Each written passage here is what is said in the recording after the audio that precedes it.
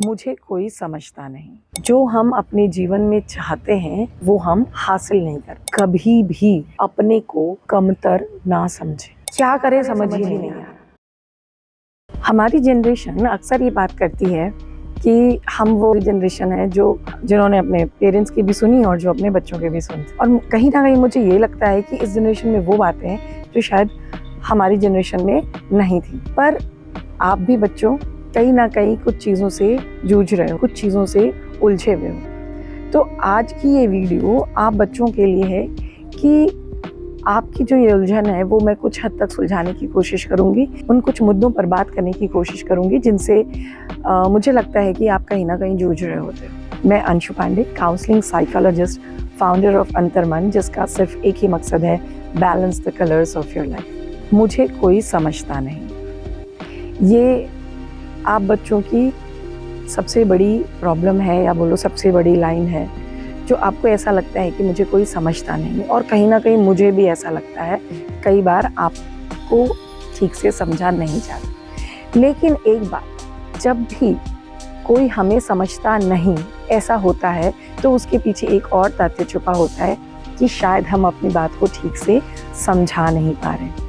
तो अब से जब भी आपको ये लगता है कि कोई आपको समझता नहीं, तो आपको दो चीज़ों का ध्यान रखना है। सबसे पहली चीज़ तो ये कि क्या जो भी आप समझाना चाह रहे हैं उसके बारे में आपको पूरी जानकारी है, आपको पूरा नॉलेज है।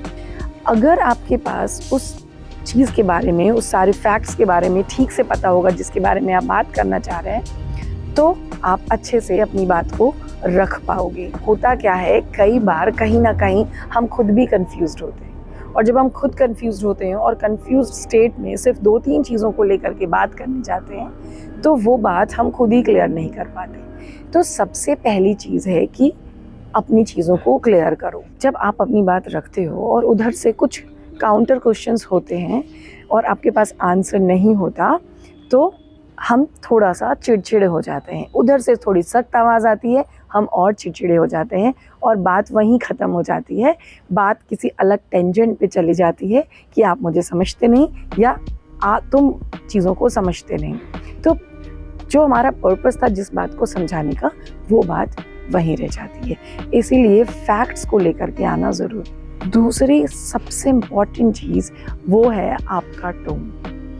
जब भी आप अपने बड़े से बात कर रहे हो, अपने पेरेंट्स से बात कर रहे हो, तो हमेशा ध्यान रखो कि आपका टोन सटल हो और आप पोलाइट वे में बात करो। क्योंकि कई बार ऐसा होता है कि हमें लगता है जब हम गलत नहीं हैं तो हम कैसे भी बात कर सकते हैं, पर ऐसा नहीं है।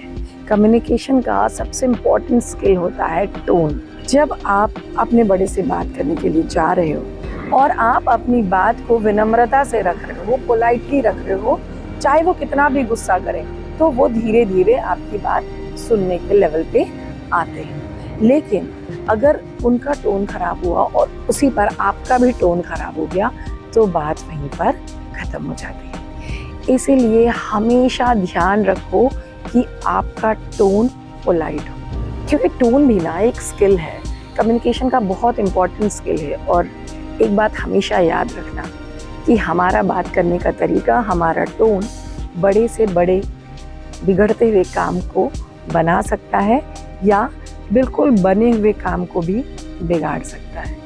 तो इस टोन को अगर आपने आज साध लिया, आज इस पर काम करना शुरू कर दिया, तो लाइफ लॉन्ग ये आपके लिए बहुत यूज़फुल रहे।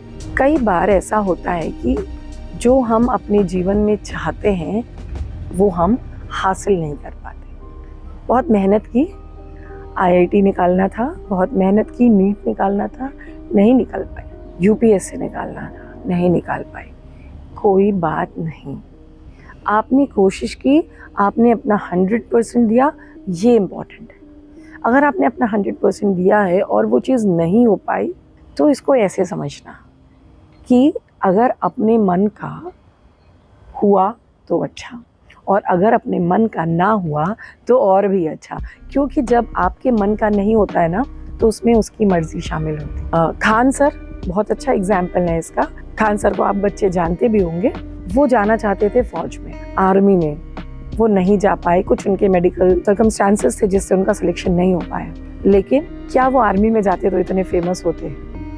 शायद नहीं, है ना। अगर कोई चीज नहीं मिली तो दूसरी नई चीज जो मुझे मिल रही है या दूसरी नई चीज जिसके लिए हम कोशिश कर रहे हैं उस पर पूरा ध्यान फोकस करें और उसको पूरी तरह से एक्सेप्ट करें, क्योंकि हमें नहीं पता जिस तरफ हम जाना चाह रहे थे वो जर्नी हमारी कैसे होने वाली थी, लेकिन जो ये जर्नी है वो उससे और बेहतर हो सकती है। तो निराश होने की बजाय, हताश होने की बजाय या ऐसा सोचने की बजाय कि अब जिंदगी में कुछ बचा ही नहीं, जो नई अपॉर्चुनिटी है उसकी तरफ ध्यान दें और उसमें अपना बेहतर देने की कोशिश करें। कई बार कई बच्चों के साथ ऐसा होता है कि क्या करें समझ ही नहीं आ रहा। जैसे जहाँ कुछ बच्चे शुरू से ही उनको पता होता है कि उन्हें आईटी में जाना है, उनको मेडिकल करना है, या उनको आईएएस ऑफिसर बनना है या जर्नलिस्ट बनना है, वहीं पर कुछ बच्चे अभी तक उनको ये क्लैरिटी नहीं हो पाई कि मुझे क्या करना है।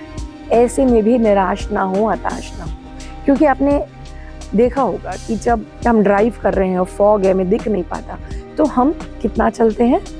जितना जितना हमें दिख रहा है, और जितना जितना हमें दिख रहा है थोड़ी सी स्पीड हमारी कम हो सकती है, पर हम आगे बढ़ते जाते हैं। और जैसे ही फॉग खत्म होता है हमारी क्लैरिटी बढ़ती है और हमारी स्पीड बढ़ जाती है। तो अगर वो फॉग है, अगर वो क्लैरिटी नहीं है तो कोई बात नहीं, जितना अभी दिख रहा है, जैसे कि हो सकता है आप 10th में हो, आप 12th में हो, तो जो सामने है उसमें आप अपना बेस्ट कैसे दे सकते हैं उस पर ध्यान दें, और साथ ही साथ अपने आंखों को, अपने कानों को खुला रखें कि आपके लिए क्या बेस्ट अपॉर्चुनिटी आ रही है या आपकी स्किल्स किधर आपको ले करके जा रही है। उस अपॉर्चुनिटी को पहचानें और उसको ग्रैब करें। कभी भी अपने को कमतर ना समझें, कभी भी दूसरों से खुद को कंपेयर ना करें और कंपेयर कर करके खुद को कम ना समझें, क्योंकि आप में कुछ स्पेशल है। उसको पहचानने की कोशिश करें, उसको जानने की कोशिश करें और उसको निखारें और उसको तराशें।